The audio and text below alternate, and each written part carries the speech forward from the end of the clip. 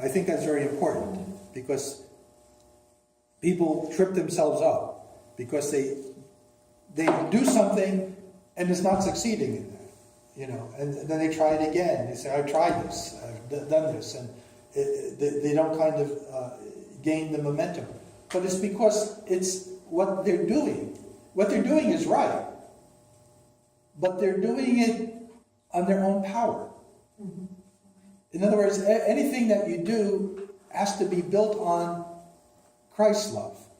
I mean, it's Christ's love that has to boomerang back to you, so that his love touches the feeble love that we have, and it empowers our feeble love, and then we do the things because Christ loves us first. Because he loves us, we're doing it back. But if the effort is just on our own to do it, it's not going to work. It's not going to work, you see. And what he's kind of says, look, you fail, pick yourself up, start over.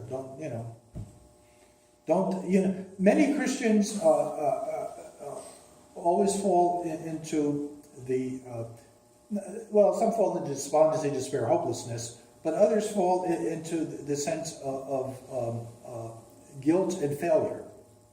The guilt and failure, if we're riddled with guilt, it's quicksand, spiritual quicksand.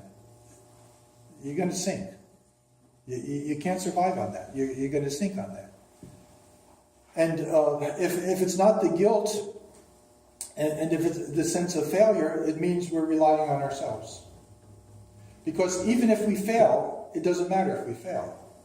That if we're humble in what we're doing, the grace of God is sufficient for us to carry us to the next step. You see, so we can't measure ourselves. Okay, the soul, especially when it is sensitive, is filled with gladness and enthusiasm through love. It is strengthened and transforms, alters and transfigures all the negative and ugly things. For this reason, I prefer the easy path. That is the way that leads through the meditation on the poetic canons of the saints. And he's talking about the whole compass of spiritual realities here. The sacraments, the hymns, the feast days, the prayers. In these canons, we will discover the means employed by the saints, the ascetics, and the martyrs. It is good to steal their wisdom. That is, for us to do what they did. They cast themselves in Christ's love. They gave their hearts. We must steal their method.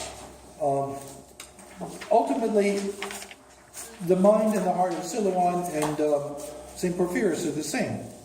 It's just different kind of approaches to that. It's like death and resurrection. The same thing. Just different.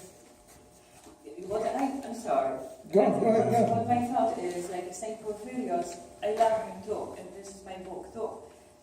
But what I think what he is giving us here is a call for dedication.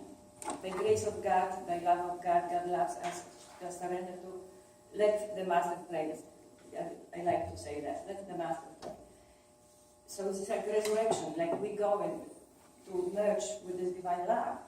In case of Saint Silouan, I think he already possessed this divine love, and he went down to humankind. I don't agree with that interpretation. I think Saint Silouan is extremely severe. I think that we all suffer, it's true, one way or another, we all have our own things. But why retain it? Why retain? Redemptive suffering. No, but shouldn't you look on the positive? He was not his choice. I don't think he was. Of course it's a choice. Well, no. He suffered for humankind. He just felt suffering. I work with people, sick people. Sometimes like little Ivanka, I can really feel their pain. And I don't want this. I come home and they cry. Do you think I want it? No, I don't. So the saints, a great saint, so tuned in with this fallen world, he just felt the pain. He couldn't cope it, and he was depressed. But Saint Silouan did not live among the people. Oh yes, but he suffered. Within his own self. But he felt the pain. Well, he took on the pain of everyone he didn't have to that be physically with yeah. human being to feel the pain of universe. Yeah, but he's what they call universal saint. In other words, that he extended himself to all mankind and all creation. That he embraced everyone in a kind of way that is kind of very unique. But the same could be said of Saint Paisius and Saint Porphyrius. They did the same thing. The prayers of Saint Porphyrius and Saint John of Maximovich. Saint John of Maximovich was a great example of that too. Because he literally prayed for the whole world. When he was in Belgium, when he was in China, when he was in America, I mean, his pockets were filled, and he identified with all I have people. one more question, Father, if I could. Those words, keep your mind in health. It was words from Christ directly to Saint Silouan, right? Yes. The book, Wounded by Love, those are words of Saint Porphyrios to people who are looking, who are searching to be with God, right? So I don't know even why we compare those two things. No, it's not compared. The two Right. things is different methodologies, and people, you know, it's the same thing in monasticism. You have monks in community. You have hermits. You have monks in the skythi, the cells, 2 or 3 cells. So there's different forms of monasticism. There's different forms of pastoral care. You know, any parish priest would highly recommend St. John of Kronstadt to be read to the people. A parish priest, you know, would hopefully be a little more careful about recommending St. John of the Ladder, because St. John of the Ladder was written especially for monks. St. John of Kronstadt, he was with the people all the time, and his writings were for the people. Same thing with St. Cosmas Theotolian. Again, you know, if people could identify with, and again, this was the message given to Saint Silouan himself, you know, and this is what he practiced, and his disciples thought that it has a universal character and everybody could benefit from it, and so they, you know, give that to others. And if people could identify it and spiritually profit from it, fine. As a parish priest, I prefer that people do it in a less bloodless way, in a way that is easier for them in their circumstances in life. And I think St. Porphyrius, I mean, he gives that because he was with the people all the time. He spent 37 years in the hospital in Athens, in the clinic there, taking care of sick people. So he knows their illnesses and their pains and sufferings and everything else too. And so this is his kind of recommendation of a way of spiritual healing. A parish priest, I recommend St. Porphyrius. If people, I have nothing against St. Silouan. I love St. Silouan. We always have service for St. Silouan. He's a universal person that completely, in a kind of way, took everything upon himself. But again, you know, I drink vinegar with honey in the morning, so I got no problems with this. You know, but again, everything's kind of, you know, different. I mean, for example, let's go here on page 261. After the purification of the heart, the illumination of the nous, when someone comes to spiritual knowledge of God, he loves everyone. And again, that's classic of all the saints, though. And everyone wants everyone to know Christ in the Holy Spirit. That's basically St. Paul even. This love extends to the whole creation. Okay, now here's an example from St. Silouan. Then I'll give an example from St. Porphyrius. St. Silouan writes that he accidentally killed a fly. For 3 whole days I wept over my cruelty to a living creature, and to this day the incident remains in my memory. Okay. Another time he poured boiling water on some bats. In his own words, once again I shed many tears on this account. Since then I have never harmed any living creature. As an example kind of things. When you go to St. Silouan, what's he talking about? Saint Porphyrius, what's he talking about? He's talking about the parrots. That that the parrot learned the Jesus prayer. He was able to do the Jesus prayer. He talks about the nightingale, the beauty of the nightingale, and how the nightingale enlightened and inspired him. How he wanted to train the eagle.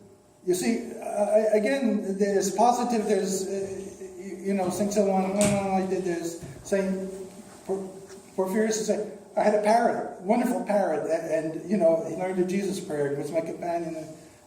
Different emphasis. Again, it's a spiritual disposition of each person. They could, it's like the saints. Some people could identify with certain saints in an immediate sense, and others, all right, they're not so kind of necessarily moved by that particular saint. So, whatever it is. For St. Silouan, when I read his things about Adam and Eve, and his strong identification with Adam and Eve, and their agony in paradise, their loss, and how in the depth of his soul he felt that loss. When you see his conversations with the workmen at the monastery, and he was in charge, and his compassion for each one of them individually and their needs, and how he extended himself in every way. Yeah, he was, full of kind of great compassion. I just think that the core, if you're building the core of a spiritual healing, and you're recommending to people that keep your mind in hell and don't despair, if people... I don't think that's healing, Bob. Well, for him it was. For him it was. But I think and it can be for others. It can be for others. But again, there's difference. Okay, let's go to the bottom and then we're done here. Saint Silouan was experiencing the inner spiritual struggle and knew the progress towards spiritual wholeness depended on the degree to which a person loves God, and also, of course, the extent to which he partakes of God's grace. Someone who loves God to a limited extent resists evil thoughts. Someone who has God's grace in the depth of his heart and nous, but has not yet overcome his passion, struggles against sin and beseeches God. In his weakness he may sin, but immediately he grieves and repents. Someone who overcomes passions and is aware of great grace does not have to struggle, but is careful not to sin. And the man who is aware of grace, both in soul and body, is in a state of perfect love. And if he preserves his grace, the bones of his body will become sacred relics. Man without God is full of suffering, disappointment, and despair. His soul is a wild state, and his heart is hard. When, however, he begins to know God's grace to a greater or lesser extent, all his existential insecurity and emptiness is put to flight, and his soul and body begin to be healed.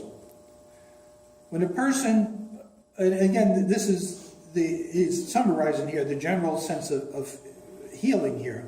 When a person turns to God through the church, he is careful about his thoughts and acquires faith in God.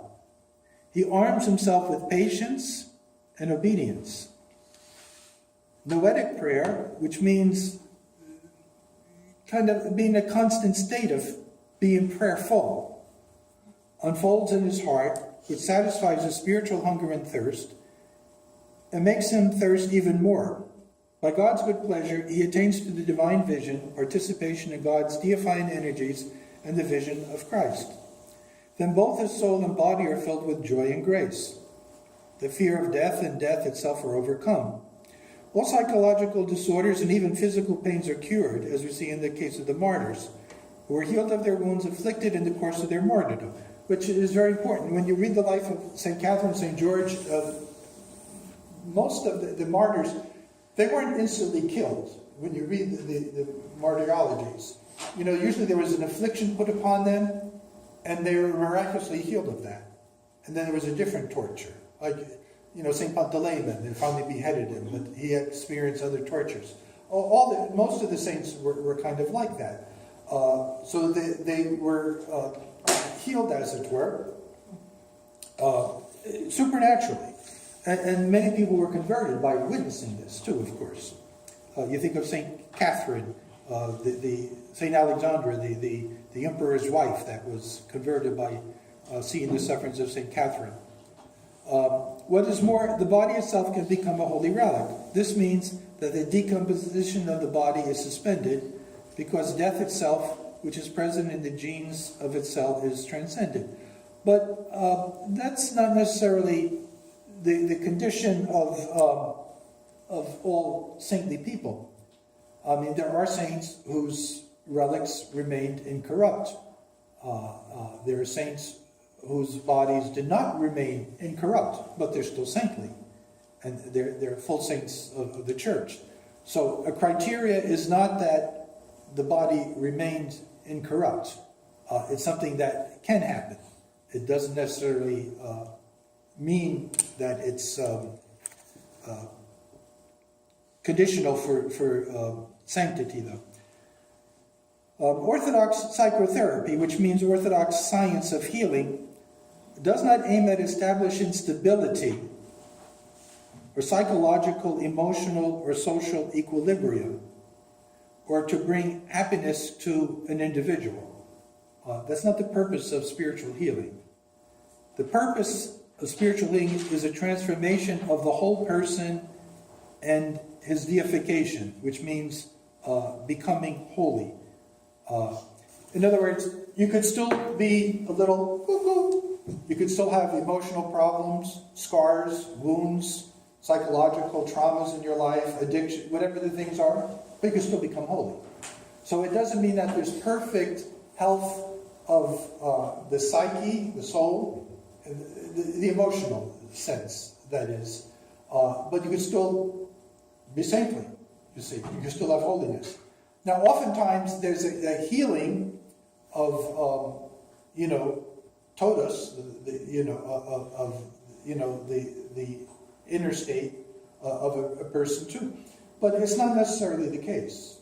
Saint Tikhon of Gdansk, to the end of his life, was afflicted with bouts of depression.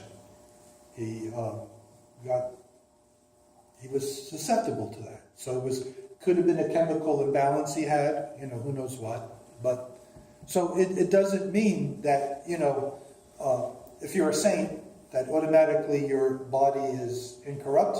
It doesn't mean that you have perfection of psychological health. It doesn't mean that whatsoever. And obviously, it doesn't mean that you have physical health. I mean, St. Porphyrius, St. Paisius, St. Mark of Ephesus, they were all very sickly people. I mean, they weren't very kind of healthy. So, some people die in relative good health. St. Job of Bachayev, he served liturgy. He was 101 years old. He served liturgy and called his brother, gave a blessing, and had his full set of teeth and his mind and everything, and just fell asleep, and that was that. But others didn't fall as, others. St. Mark of Ephesus had a terrible cancer of the stomach that debilitated him. All right, it's not my intention to ignore the science of psychiatry and neurology, to which people turn for assistance when there are specific reasons, such as physical illness, hereditary factors, or nervous exhaustion, or other kind of things here. Addictions, traumas, family traumas, this and that. We could and should go to those professionals that can help us in those areas, and they could treat us. They can't really cure us, but they could treat us. The difference is this, that cure is something that's kind of permanent. And to be permanent, it means the full person, body, soul, spirit healed, which is in the age to come. So when we die, we don't die in perfect health. That we die in illness or trauma. Nobody dies kind of healthy. So there's no such thing as people really being cured of everything. But people should not hesitate to take medications, to go to psychiatrists, but be careful. Psychologists, be careful. And to get the needed help for kind of betterment. You know, there's a correlation, of course, between the soul and the mind. And some of our problems that we have, they manifest psychological disorders, but they're spiritual in foundation. And sometimes things could mask themselves as spiritual problems, and they're really not, but it's psychological or chemical. You know, I mean, just look at the epilepsy. You know, what do they call people that were epileptics? What do they used to call them? Demoniacs or lunatics. You know, they said that, you know, they were possessed, but they wasn't possessed. But you could have people that are possessed and they have the same characteristics. So, you know, it requires some kind of discernment. So he's not saying that, you know, that we should ignore these things. Christianity does not do away with science, medical science.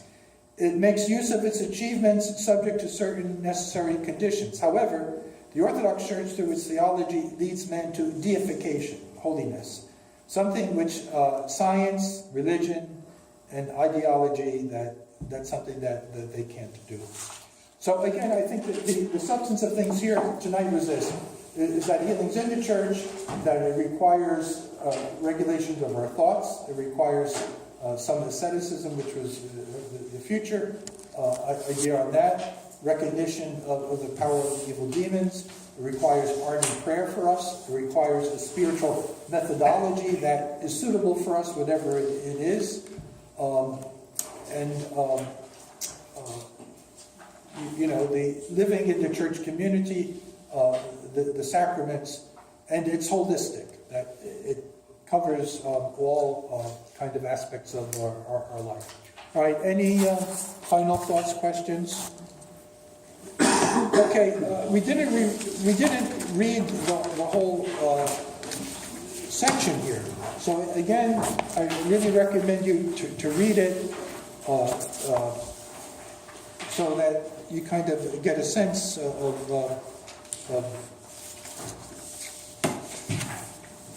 the gaps that kind of weren't covered.